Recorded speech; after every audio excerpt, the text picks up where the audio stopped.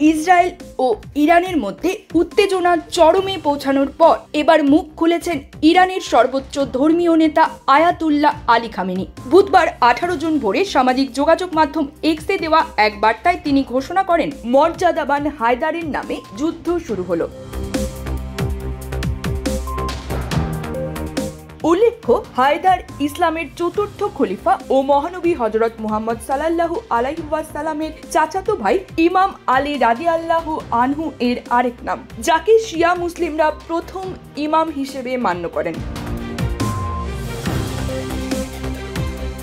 খামেনির এই প্রতিক্রিয়া আসে ট্রাম্পের একাধিক উত্তেজক বক্তব্যের পরিপ্রেক্ষিতে। ট্রাম্প ইঙ্গিত করে বলেছিলেন, আমরা ঠিক জানি তথাকথিত সর্বোচ্চ নেতা কোথায় লুকিয়ে আছেন। তিনি সহজ লক্ষ্যবস্তু, আমরা তাকে বের করে আনব না, অন্তত এখনই নয়। কিন্তু আমাদের ধৈর্য ক্রমশ হ্রাস পাচ্ছে।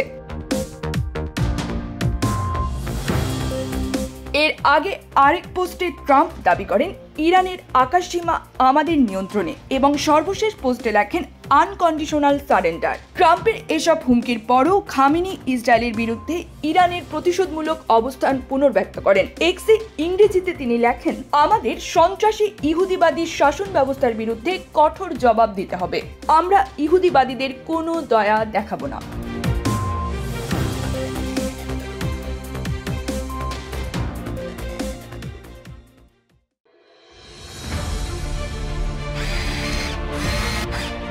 আলোতে থাকুন, ফোকাসে থাকুন, হাত রাখুন প্রজন্মের হাতে।